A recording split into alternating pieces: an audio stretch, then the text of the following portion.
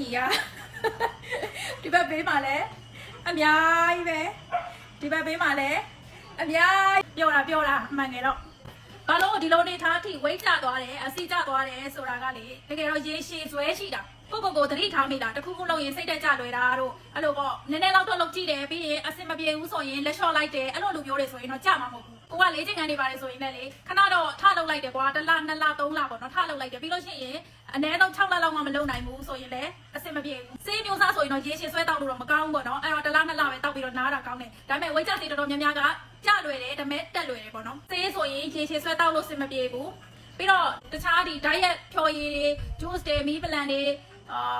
detox တွေပေါ့နော်စင်နဲ့စားလို့ရတဲ့ meal box တွေဆိုလို့ရှိရင်ကောင်းမှလည်းသိတယ်ကျန်းမာရေးလည်းညီညွတ်မှလည်းသိတယ်ဒါပေမဲ့ဘတ်ဂျက်အရာရေရှည်အတွက်မကိုက်ဘူးပေါ့နော်ဒါကတော့ကိုနဲ့ရှင်တာပေါ့နော်ကိုတော့မကိုက်ဘူးမဟုတ်ရင်တော့ရိုးရိုး coffee ကိုတစ်နေ့ကို3ထုတ်လောက်တောက်တယ် coffee လည်းအရန်ကြိုက်တဲ့သူဖြစ်တော့အစီကျ coffee ဆိုရင်ဒီ coffee ရဲ့အရှိမှာကို4-5မျိုးမကောက်တောက်ဖူးတယ်သူ coffee တွေကတောက်ရတာအဝင်ဆိုးတယ်အနံ့မကောင်းဘူးတချို့အရန်ကောင်းတဲ့ coffee လည်းတောက်ဖူးတယ်ထိုင်းမကနေပြီးဒါတိုင်းမှာတောက်တာပေါ့နော်တောက်ခိုးတယ်ဒါပေမဲ့သူများကြတယ်လေးလာပြီးတော့မှဝယ်တောက်တာကိုကြတော့မကြဘူးအဲ့လိုတွေပေါ့နော်အမျိုးစုံကြုံရတာပေါ့အခုဒီဥစ္စာလေးကြတော့သူကဆက်စချင်းမှာနည်းနည်းချင်းကြပြီးတော့ဖြည်းဖြည်းချင်းနဲ့တောက်လျှောက်ကြလာတာရေရှည်ကိုဆွဲတောက်တဲ့ရလက်ပေါ့နော်ဒီလိုမျိုးကြသွားတယ်ဆိုတာရေရှည်ဆွဲတောက်တဲ့ရလက်